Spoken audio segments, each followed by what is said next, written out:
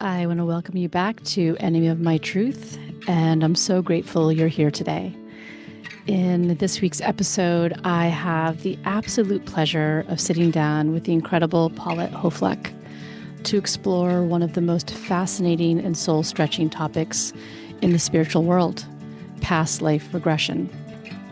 Paulette's work in this field is extraordinary, not only in the way she gently guides people into the layers of their soul's history, but in how our own paths have beautifully woven together over time, leading both of us deeper into this work. It's amazing how the universe aligns us with the exact people who help illuminate new parts of our journey. And while I don't regress people into past lives in my own sessions, I can tap into past life energies and glimpse those soul stories during my readings. It's always powerful to see how those threads show up, how they inform our present, our relationships, our healing, and the truths we're ready to claim now. I'm so excited to have Paulette with us today. Her wisdom, her friendship, her grounded approach, and her heart for this work is truly special. All of Paulette's information can be found in the show notes below. Take a deep breath, open your energy, and let's dive in. I want to introduce to the podcast today Paulette Hoeflich. Paulette is near and dear to me personally and professionally. Our paths aligned almost 15 years ago, and Paulette's one of those people for me that you don't realize who's missing in your life until they show up. And you have that bond and that connection with somebody that goes beyond this lifetime. And so I'm really honored to have Paulette on the show today, as she is a colleague in the field that we're working in together. And I just want to welcome you, Paulette, being here today. Thank you so much, Anne. You're the angel on earth that helped me to get to where I am, for sure. For sure. With your generosity and always being open and available to me whenever I needed you. Yeah. So yeah, our friendship goes way beyond this time, this time that we have here on earth, right? Yeah, definitely. And I look at coming together, and you realize those connections are so special, and those connections are meant to bring out a deeper version of yourself or allow you to be more curious. So I'd love to start on our conversation today, Paulette, how our paths first crossed, and what do you remember about that initial connection, and what do you think brought us together on this journey? So I think that we were both looking for training in our path. We knew who we were. We knew what the spiritual path was calling to us about. We just weren't exactly sure about how to get to it, and felt like we really needed to kind of see what others were doing there. And it was very valuable to follow a path where those that walked before us gave us so much information and so much encouragement. And so we took this class together, a weird little class, but it was great. And we really learned a lot. And I feel like what we got there the most of was the opportunity to just begin to fly. Yeah, To just that open was up that, yeah, it has to look like this, it has to be like that. No, you just have to be inside yourself in an intuitive way and let yourself launch out. Yeah, and I remember that class was with Isabeau Espy. I Yeah. think she goes by a different last name, and it was in Greenland, New Hampshire, and it was a psychic development class. It was a Yeah. psychic Yep. mediumship development class that went on for 6 weeks or 8 weeks or something like that. And I knew at the time for myself, I was just stepping into this work because I was working as a Reiki practitioner, and her class just fell on the right night for me as I was a divorced parent at that time, and I had my kids on certain nights. So yeah, I think it might have been a Thursday night or a Wednesday night. And Yeah. I remember we all came into the circle in this room, and over like within 2 or 3 weeks, we just gravitated towards one another. And the conversations and the connection just started to connect. And so that's what I loved. But we were both bringing our own backgrounds to Yeah. this, as I was just working as a Reiki practitioner, and you were still in the clinical field as a licensed therapist. If you want to talk more about that. Yeah. So that I felt like when you came in, which I remember was really cute because you came in late. Yeah. And I thought, this is a person that I know. I mean, this is a person that I know. So, but the energy in connecting with you was really right there. And we did start to share like immediately about who we were Hmm. and how much we were willing to take the chance to be open. And it just kind of went from there. I do have a clinical background, and what I started to experience early on um, was when I was doing regressive work for trauma patients. And Brian Weiss was one of my mentors. I went to several of his workshops and trainings, and his work was so profound. And I found that that was happening with some of my own clients. Can you let So people know who Brian Weiss is? yeah, so he was a psychiatrist, really medical model straight across for many, many years. Very brilliant guy, wrote books about it. But he started to regress his patients for trauma to help them move past those places where they were stuck. And in those sessions, he began to hear them describe themselves as I see myself, but I don't look like that. I feel like I'm in the 1700s. I feel like I'm wearing this dress. I feel like I'm doing this thing. And he became fascinated with the idea that because we use so little of our actual brain, somewhere in other parts of the brain are stored memories, Mhm. maybe from past lifetimes, which was a big thing at the time for him to say, because that was a real no no. Those conversations were not in the clinical world at all. And he took a lot of heat to that. But he felt so strongly about the journeying, I'll call it, part of his work and how profoundly it healed people that he kind of went off on his own. And so he stood up as a hero, somebody to follow. And I felt like he was one of my really first teachers in a significant way. Mm.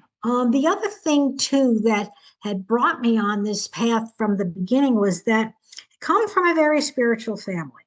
My grandmother, who was an immigrant here, she never really spoke English that well and certainly didn't read or write, but she felt spirit all the time. And she was an herbalist. And so we were often treated for childhood illnesses through things that she grew and would take care of that. And that opened me up to a way of seeing that there isn't one modality for healing. You Mhm. know, this is a person who comes from a little village somewhere with no knowledge of a world in New York City that she couldn't even read a sign for. I don't even know how she made it to, around without all of that. But she said, my father is guiding me. My father is guiding me. And so I began to feel like this was an okay thing for me to wrap my head around. Is this going to be something that will be useful for me? The other piece of that is that in my childhood, I had mental illness in the family. And it was very dark for me because at that time, pharmaceuticals and practices for people that had mental health issues and the institutions that they were put into were from an arcane time. And I always felt like there has to be more to this because when I'm with my loved ones in my family and I see them struggling and trying to make sense of the world, I developed a deep sense of compassion for what people go through that are not accepted or understood, and that Mm. everybody deserves the right to be healed. Mm. So, those were the early experiences that really helped me to look out there. And I was encouraged. My intuitiveness was encouraged. And I felt like this is a real opportunity for me to look deeper into people. Mhm. I could Mhm. feel them, I could feel their energy, but I didn't know what that was per se. And they didn't really know how to manage it. And so as I started my work and started to seek out more, organized classes and trainings with various mediums and psychics and that, um, I felt like I was with a group of people that at least understood me. Mm. And so my practice as of today, and for the last 10 or 15 years, as we've been traveling with Ann to many different teachers over the way, um, I see people in a holistic way, and healing comes from within. And I want to help them build skills for maintaining the healing that they get. Mm. It shouldn't ever be about the teacher or who's giving it to you. It should be about you developing skills for yourself that keep you healthy. Mm. Yeah, I love that. And as we step into what it is that you're offering today, if I go back to you stepping into your clinical practice, can you tell the audience a little bit about what that looked like? So, you come from a family where it was encouraged and there was conversation around spirituality and, using holistic ways to heal. And also in conjunction, I think that's no accident that you were surrounded by a lot of mental illness. And so, did that lead you into your clinical practice, and share with the audience a little bit about what your journey was to step into that and maybe why you chose that profession? Yeah, and it actually came a little bit kind of in a sideways route because I was working in the school department with very disenfranchised kids, smart kids, but wounded kids, kids raising themselves, not being able to fit in, uh, drugs, alcohol, suicide, all kinds of things. And I felt like I knew who these kids were and that they were looking for a place to feel accepted and believed in to grow. So I started an alternative high school in Portsmouth. It's been running now consecutively for 32 years, 33 years. And it gives kids an opportunity to shine from the place where they're at and to get the therapeutic kind of help that they need specific to them, and not that they had to fit into the larger group. Because for some kids, that's just not going to happen. No. With the problems that kids have today, in particular, social media and all of those things that add to the drama and trauma that they experience.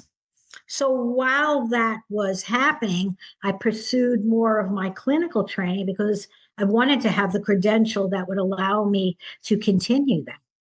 And for a lot of years, it was really good.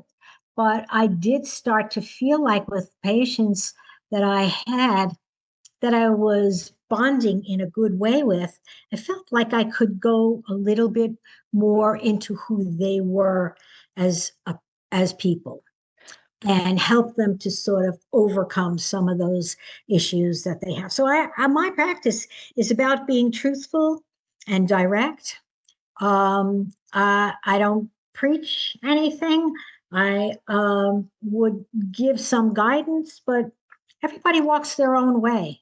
And I don't ever profess to know what anybody's walk should look like, Mm. because I have to keep on my own walk here. Of And I course. certainly, like everybody, struggle through those times when it's difficult.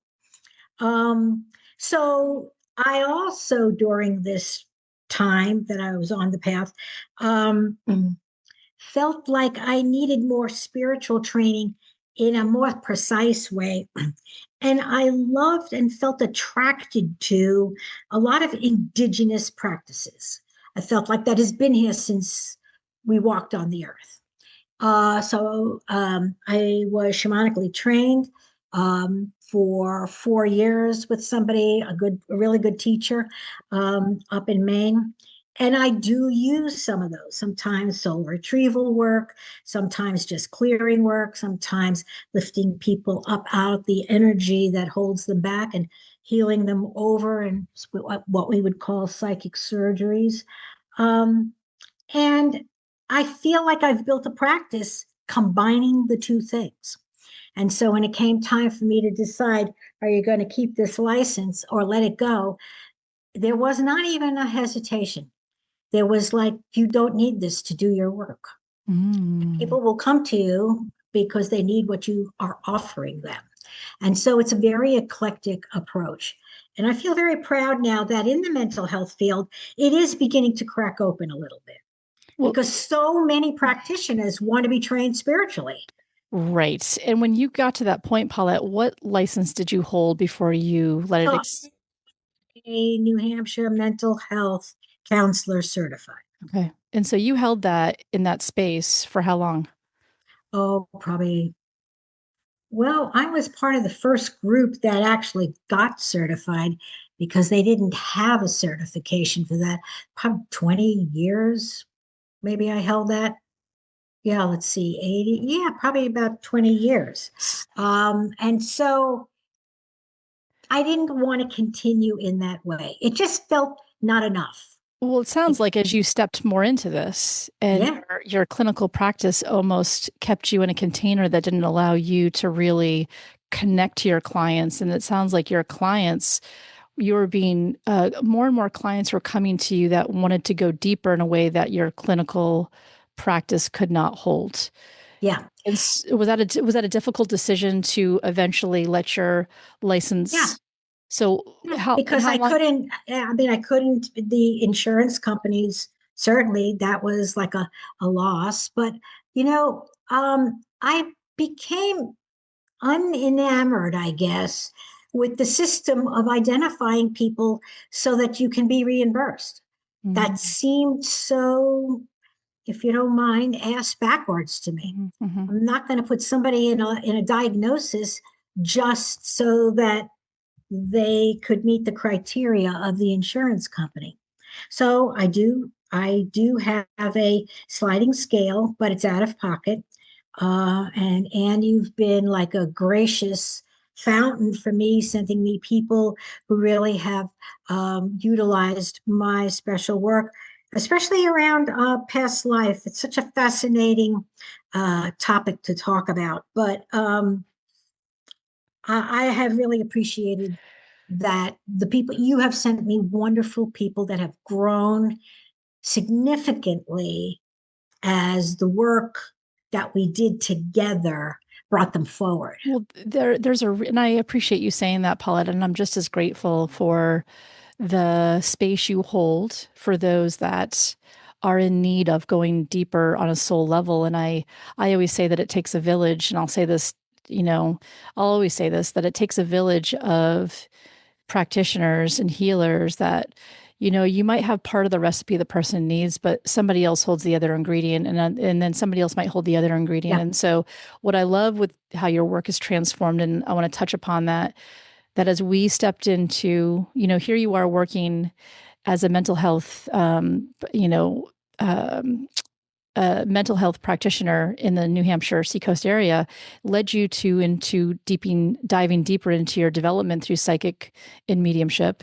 And then from there, I see your real connection there, and even that connecting the dots of the past life regression and the work with Dr. Brian Weiss. And we'll put the book in the show notes. I always get the title messed up, but it's Many Masters, Many Lives, or Many Lives, Many Masters by Dr. Brian Weiss? it's I yes, I think it is in many mansions, and he's got several He's books, got and several he has books. audio tapes too, Yes, and which it's are great. Yeah, right. But he brings the connection of going into a clinical practice and then it, being broken wide open for him to say there's something more going on here, which yeah, led you into really the soul work that yeah. leads you into this past life regression work and then the shamanic work with soul retrieval. So, Can you share a little bit with the audience about what your past life regression work looks like, and perhaps that work with your shamanic work and how you might use those two together in practice, whether someone's coming to see you for more, they still can see you clinically a little bit, and Yeah, maybe clarify absolutely. that. And Yeah, also if they feel the need to blend into this more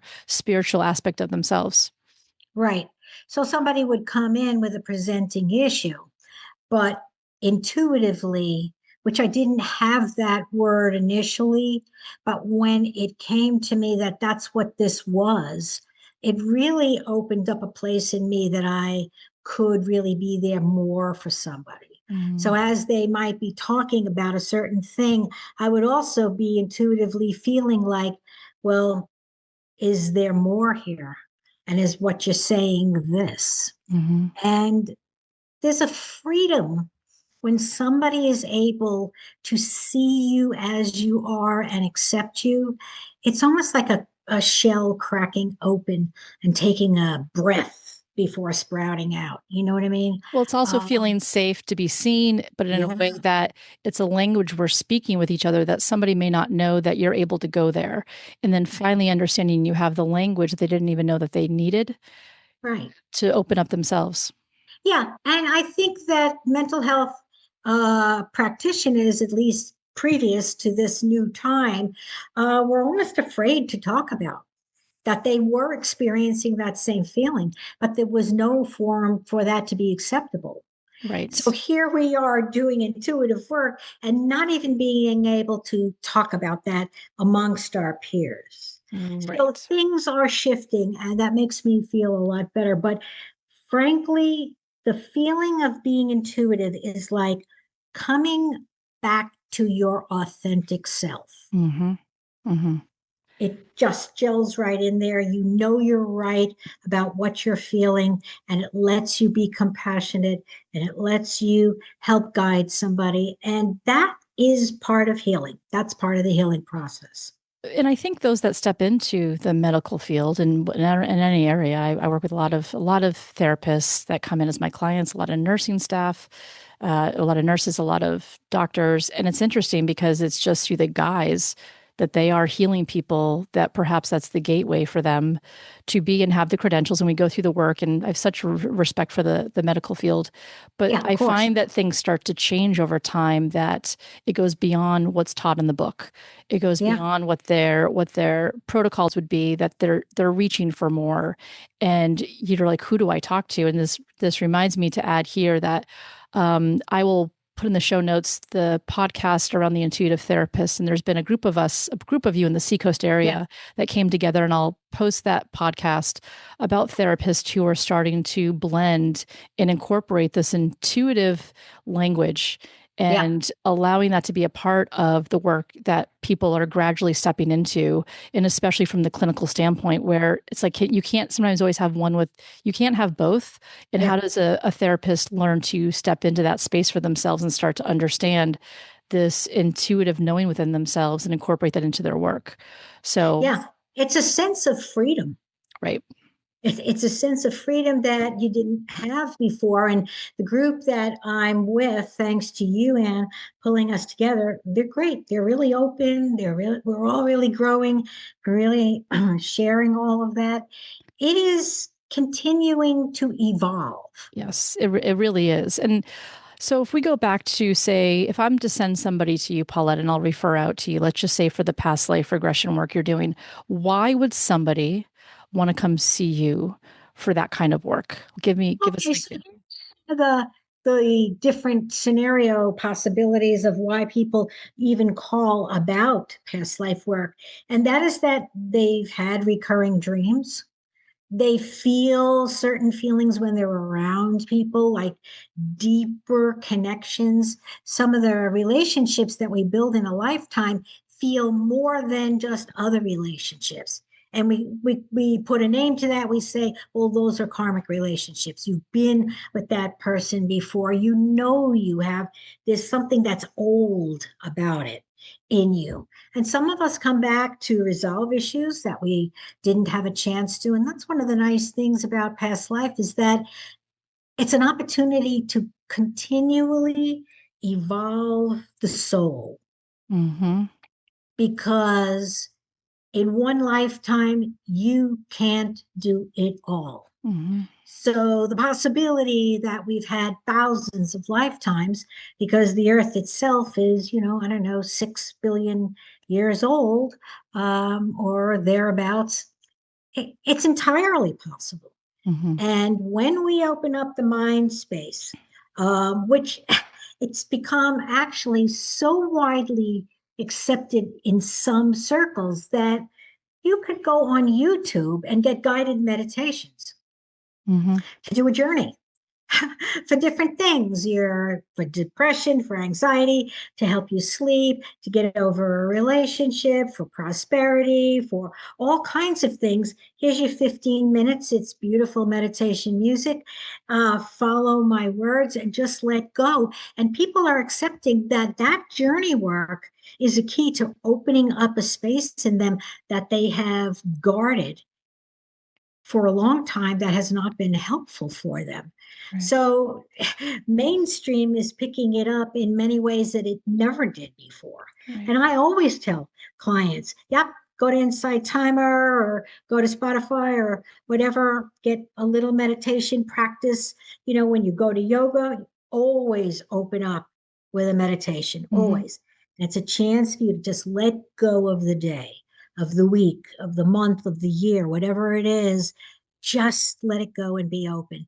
And when people do that, they move forward. Mm-hmm. Here's the Absolutely. other interesting part about this too, Anne, is that, and you and I had this experience. I did a past life with you where I often talk about this, where you were in Asia as a small child, Mm-hmm. living in the house of a very wealthy man who was very cruel. Mm-hmm. And it was in that lifetime that you really began to understand the suffering of children. Yes. And that started your path, or it certainly enhanced your path in being advocates for kids. You felt like that was a piece that you were understanding came to you, not because of any other reason, but because you felt pulled to it and what kids can go through to heal. Yeah, that session was really powerful, Paulette. And I've had many sessions with you that you've brought me to lifetimes and dimensions. And that's a whole other discussion around dimensional things, not just here on this earth plane, but where we have traveled and who we have been. But through Yeah, that way of suffering and my connection to children, but I also see the children inside of adults that yeah, are not healed and that are searching and going there. But when we had that session, and what I have found when I stepped away from a session with you, something felt complete. Something yeah, felt as though I was able to have some closure and some clarity around perhaps a behavior I've had in this lifetime or fear that I've had yeah, in this lifetime that I can see how that was carried through to this lifetime from another lifetime of trauma, and especially with that absolutely. connection with Yeah. somebody having power over me and not having my voice, and that deep connection with wanting to heal the younger population. So that's a great example, Paulette, of that work. And do you find that people come to you for just one session? Can they do enough in one session? Or do you find that it's a series of sessions based on how they want to use the information to come out of a past life regression session with you? So here's where it makes the bigger connection. Spirit guides every single journey. Sometimes we say, I really want to talk to my grandma in this journey because I feel like this, and I want to work on that. And we could say that that's our intention, but spirit really knows exactly what it is that we need and will give you what that is. Yes. So, for instance, sometimes people need a few sessions. There was a gentleman that we shared group time with, an elderly man, beautiful soul. Mm-hmm. He was an engineer. Oh, he lets me talk about this. Yes. I love him. He was an engineer, so very kind of lineal, Mm-hmm. no, no foo-foo stuff on either side. But he was at a place in his life where he wanted to understand more about his own spiritual nature. And so it took a few sessions for him to really open up because his presenting issue was that he had no hearing in one ear that could be explained by any expert he had been to. And so when he finally opened up those curtains and let himself travel out there, he found he was a soldier in an ancient war. He could feel the wool of his uniform and he could see that his boots were tied to his knees.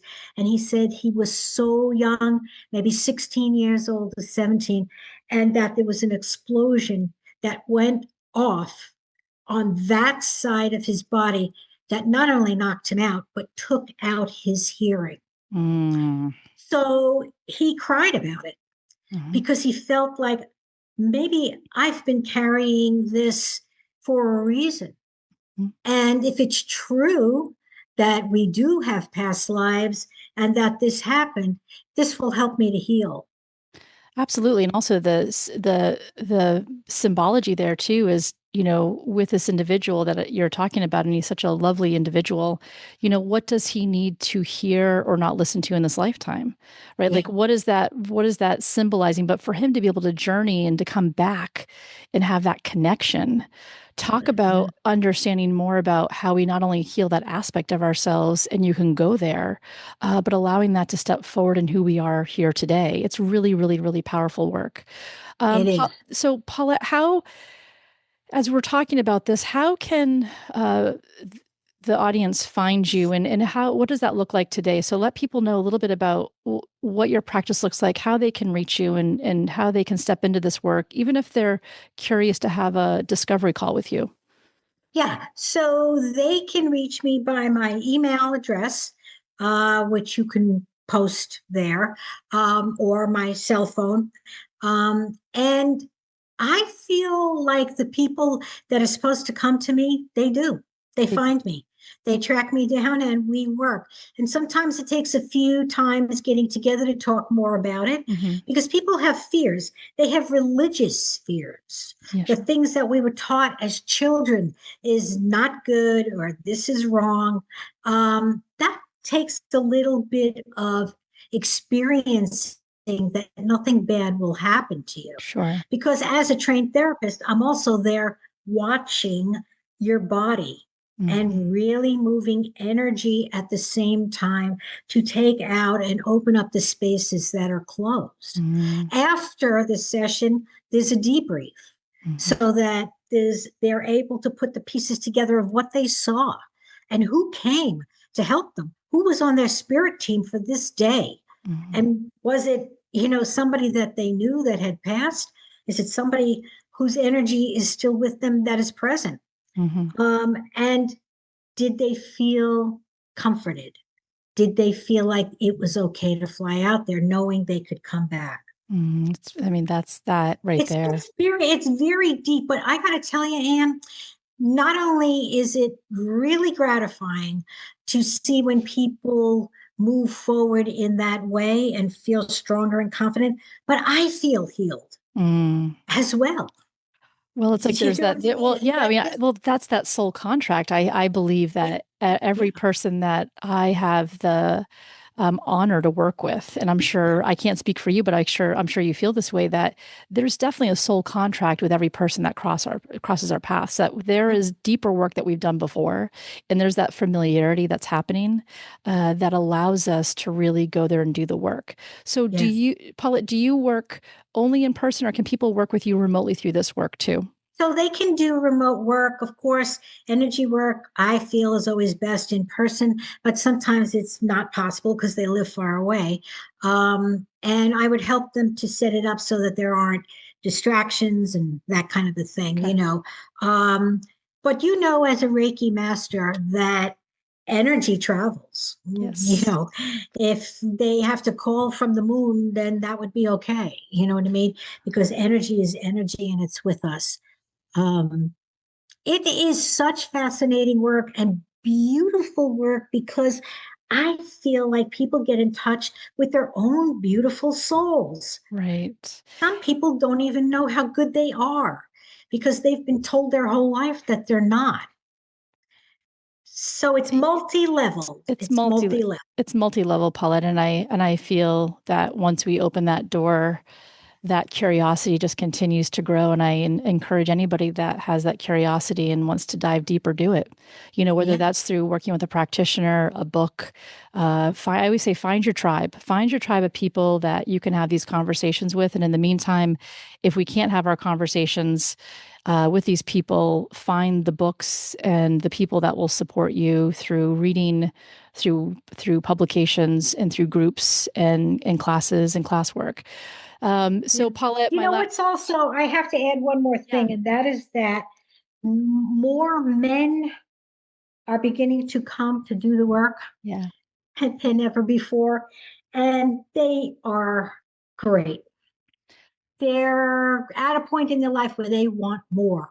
They want to know more spiritually, more about themselves. And I got to say that that's so wonderful to see. Yeah. We do sometimes run workshops specifically for men around spirituality and journeying and past life work. We do with couples. We certainly have with, um, you know, the journeying work is very leveled. So it builds. And when you get used to how freeing it is, you don't even need to wait to hear somebody guide you through. You just go to that place, that sacred place that belongs to you from your soul. Well, the work you do, Paul, it allows people to almost step into their own guidance, right? It allows them to Absolutely. feel like knowing that they're right where they need to be, and if they're not, they'll figure it out, or they'll find the road to take or the path to take to get there. And that's what's so beautiful about the work that you do, and having you as part of my village, and I'm a part Yeah. of your village. That's probably the best gift of watching the work that you do, and I learn so much from you, and continue to do so. So. Um, the last question I have for you before we wrap up is what advice would you offer to the listeners who are on their own healing or self-discovery journey, whether stepping into psychic work, mediumship, or past life regression or shamanic work? What advice would you give them? That they should try everything. Try the thing that fits for them. Not everything will, and not everything should. But the thing that makes them feel healed and feel good about themselves, to meet other people that are open to their conversation. Growing up in a family that said it was okay to be psychic and have all these spiritual things, it was hard to find kids that would be okay with me. So I've always been guarded until the time when I said, you know what? I found myself here. I don't need to do that anymore. Uh, And maybe that comes with the wisdom of age, for that it's important. But I think that the climate is much more open now than it's ever been to having conversations in a spiritual way that are deeper. Much If we're going to deeper. survive on this planet, and we have to do this together, we have to celebrate each other, we have to lift each other up, clear each other when there's trouble and difficulties that we're working through, because you know what? Spirit gives us exactly what we need. I'm Absolutely. the first one to complain about it. I always say the That same thing. Why do I have to keep suffering? Haven't I suffered enough? And Spirit always tells me the same thing. We'll let you know, Paulette, when you're all done. I We'll right. let you know when you're all set. And I think we're just never done. We just, every Yep. time we feel like we've moved Yep. through something else, but that's part of the journey. And That's that's part part of of the journey. creating your tribe and like always helping one another move through it. So I love it. Yeah. Paulette, I'm so grateful for you. I'm so honored to know you, and that our souls came together in this lifetime when they did, and the work we're going to continue to do together. And Yeah. grateful for the energy you bring to others in the light. Yes, and I would love to do workshops for you and with you to broaden out what people could get. And thank you so much, Anne, for constantly sending me the most awesome people. Oh, Everybody you've always sent me have been just beautiful. well, I'm Beautiful. honored to do this work with you and to know that you are a resource for those that need that. And we will definitely, hopefully in 2026, bring in some regression workshops, past life regression. We'll be doing some work like that in 2026, so I look forward to it. So thank you so much. Love you to pieces, and we'll be talking again on the podcast. All right. Thank All you right. for this invitation, Anne. I love it. Absolutely. So much love. Thank you.